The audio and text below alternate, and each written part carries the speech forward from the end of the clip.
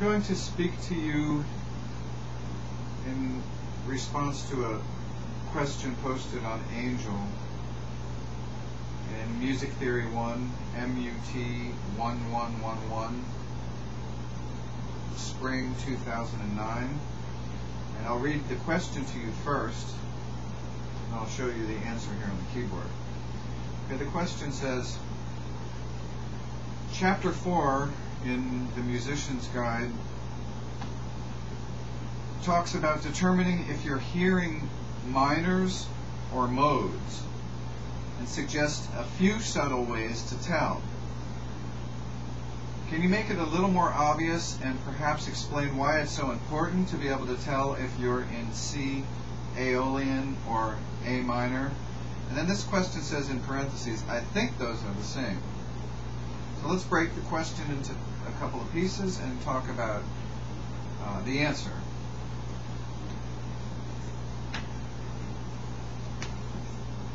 First, I want to show the difference. Actually, let me answer the last part first.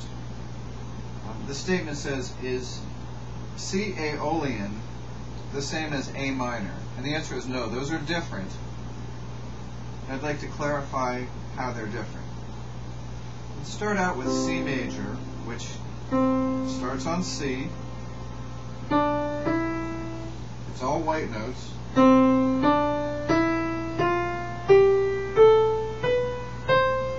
And it follows the pattern: whole step,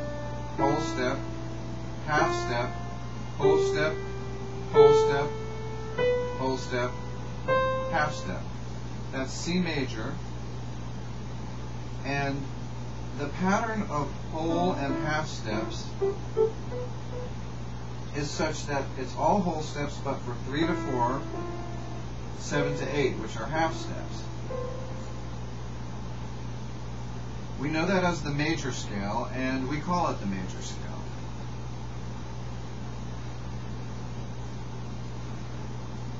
The minor scale associated with C major and called the relative minor is A minor. So if I play the set of white notes from A to A, this is called A natural minor. Typically we split analysis into one of two families. We're going to either search for and find and discuss modal music or tonal music. In the major heading of tonal music, we look for major scales and minor scales. And it's important at this point to clarify that when discussing minor scales, we find three forms of minor. Natural minor, which incidentally is the same as Aeolian mode, but is called natural minor when we're dealing with music that is primarily tonal in nature. I'll get back to that in just a moment, but let's look at the three forms of minor just by way of review. The natural minor naturally follows the key signature. So in this case, there are no sharps or flats. The half step winds up falling between 2 and 3, and 5 and 6.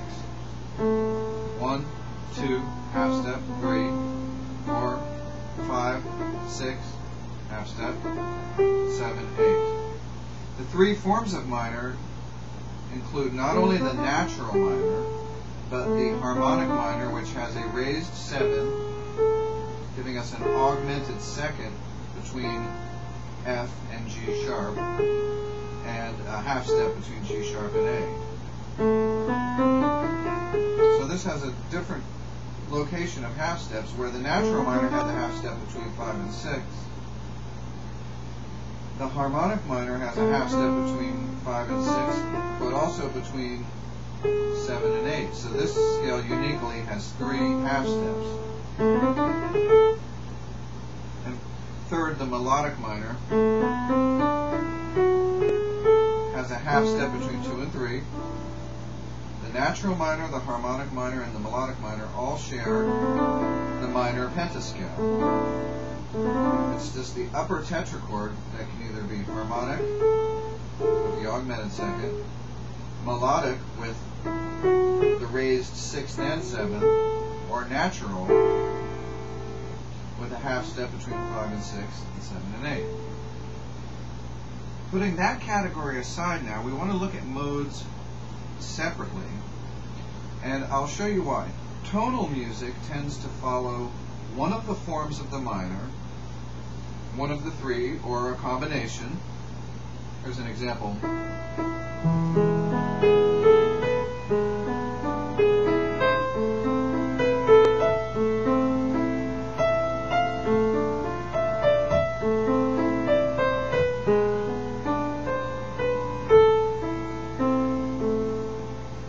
That melody and harmony was derived from the pitch collection harmonic minor. So somewhere you can find a harmonic minor scale behind each piece of that, whether it be the melody or the chords. That's an example of tonal music. But now let's shift over to modes and first define all the modes. So again, thinking about being in C is just a way of saying no sharps or flats. Among other purposes, we can find that talking about in C is a scale path of white notes, where, say, in G would be a scale path of 1 sharp. So let's stick to C for this example. And now I'm going to step out of tonal music and now talk about modal music, and give you a little bit of demonstration of how modal music is different from tonal music. Besides the historical nature, which the book addresses, that modal music was played in ancient Greece and then evolved through the Middle Ages and the church modes. There's a big history to modal music before tonal music actually evolved in the Baroque era. But staying on a more surface level, I just want to show you that it is a true statement to say that the C Aeolian is the same as the C major. But as soon as you enter into the realm of discussing things in terms of Ionian or Aeolian, you've now, without stating it, you've tacitly agreed that you're going to be discussing music from a modal standpoint. And before I show you some modal music, I want to talk about what the different modes are. So in the key of, or in the scale path of white notes, the Ionian mode has a half step between the 3rd and 4th members and the 7th and 8th. The Dorian mode has a half step between the 2nd and 3rd and the 6th and 7th. The Phrygian mode has a half step between the 1st and 2nd and the 5th and 6th.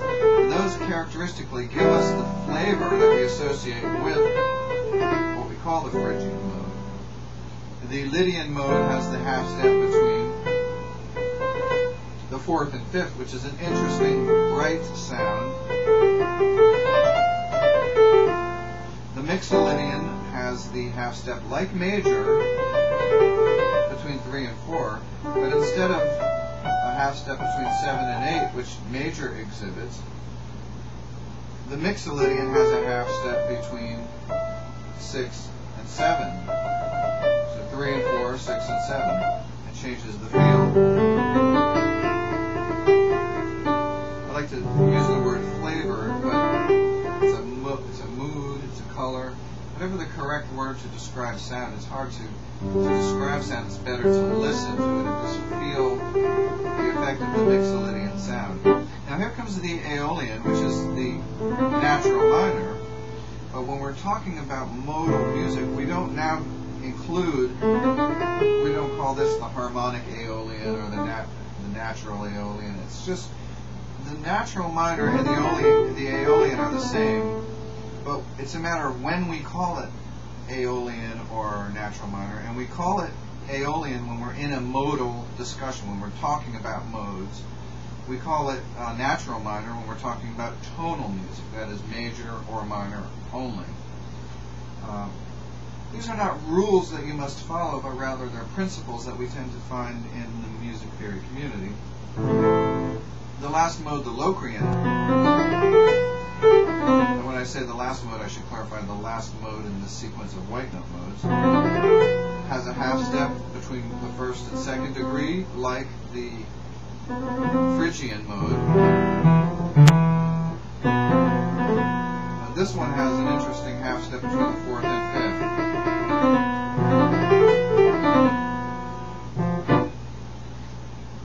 So I want to show you some modal music and show you how modal music differs from tonal music. I'm going to improvise on white note modes, and I'll say the name of the mode that I'm thinking about. And also to make it distinct from tonal music, you see, tonal music would typically have tonal harmony as well. So there's a bigger context that we're only having a glimpse through when we talk about modes in chapter 4. It's a bigger topic really than just one chapter in the book. But there's an entire genre of modal music where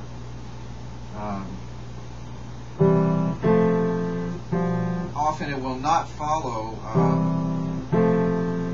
tonal harmony. So I'm going to make what's called a quartal chord. If you know about this, you can pay attention to what harmonies I'm using. A quartal is simply stacked fourths. The advantage of a quartal harmony in this model here is that it takes us out of what we would typically expect to hear in tonal music, which is triads. Now I'm going to play quartal notes, and I'm going to call this first improvisation Dorian because I'm centering my ideas around the pitch D, and I'm accenting it through musical techniques such as beginning and ending,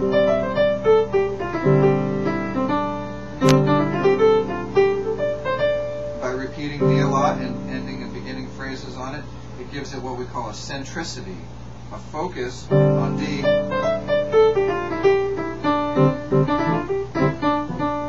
Notice how my chords are more just a rhythmic punctuation, so I've taken away the tonal implications of a D minor chord, although I could still play in D Dorian with a regular triad in the left hand.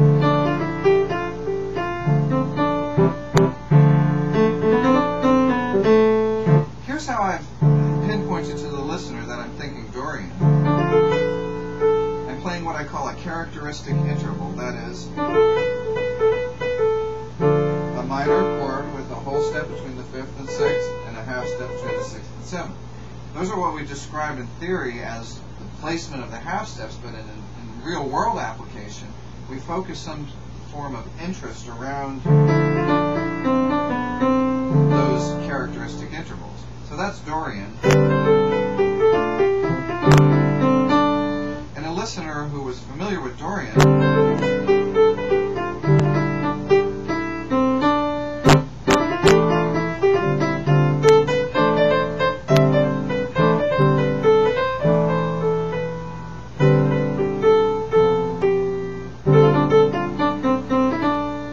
would hear the mood produced by that sound and associate it with the name Dorian.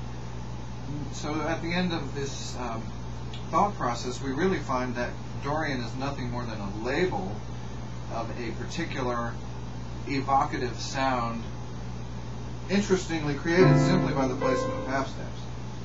Now let's take the same principle to not C Aeolian, which would have to have a half step between 2 and 3, 5 and 6.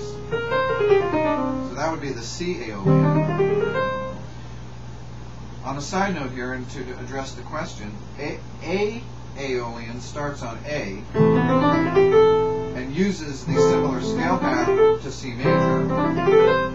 C Aeolian starts on the note C and has 3 flats in it in order to fit the location of the half steps where we need them.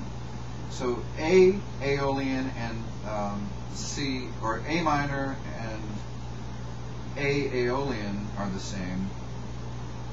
A minor and C Aeolian are not only different scales, but you're also mixing the name minor, which belongs more to a tonal description, and Aeolian, which belongs more to a modal conversation. So they're almost two separate conversations. Not unlike, say, talking about simple meter and compound meter. Well, they're both under the family of meter, just like modal music and tonal music are both under the family of describing pitch. But modal music has, again, as I said earlier, connotations unique and distinct from tonal music. So now I'm going to make an Aeolian melody with the white note scale path. So I'm going to have to focus on the pitch A. And this becomes a centric pitch. So I'm going to improvise and make my ideas center around the pitch A. Again, I'm using the more, I would say, open-ended fourths, because as soon as I put a minor chord here, sometimes our ear, because of conditioning, expects to hear tonal music. It's not to say I can't use a minor chord in a modal improvisation.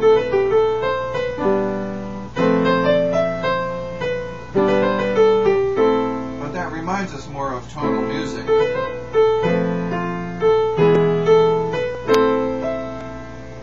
So in opening up the left hand with a quartals, quartal, Q-U-A-R-T-A-L, and stacked fourths, it helps me step further away from the associations with tonal music.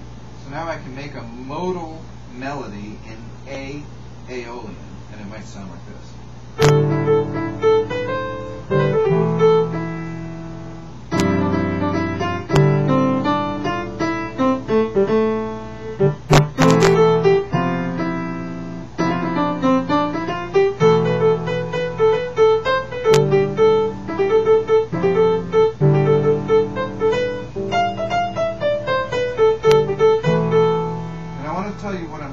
As I'm doing this, thinking about the characteristic half steps of Aeolian mode, 2 and 3, and 5 and 6.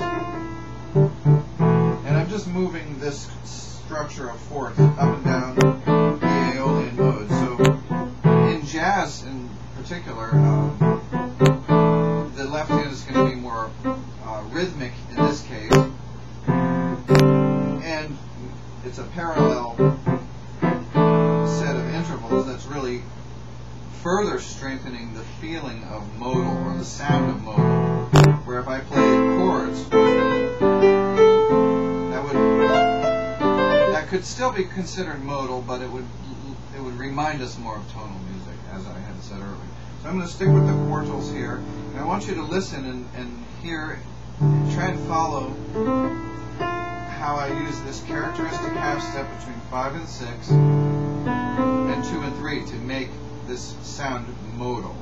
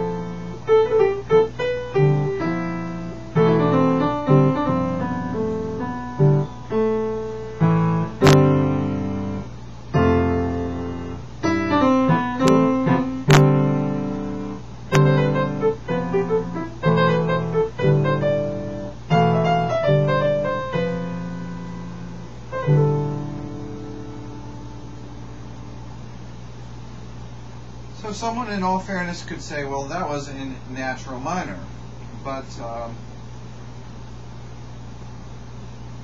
I tried to add as many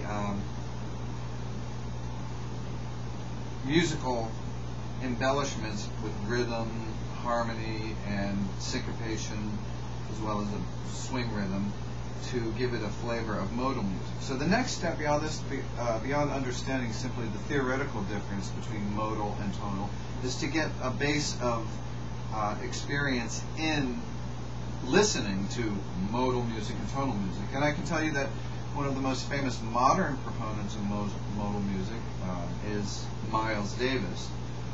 So if you do a web search for Miles Davis modal music, you'll find a lot of examples of things you can listen to. Also, if you listen to music of the Renaissance, Josquin du Pré or Orlando de Lasso is one of my favorites. That's the ancient modal music. And if you want to go back all the way to Gregorian chant and listen to that, you're going to hear modal music. So to an extent, it has to do with the context of what style you're listening to. And true enough, you can say the A Aeolian is the same as the A natural minor, but really the discussion that happens around those models has a contrast to it that I've touched on in just an introductory way in this lecture.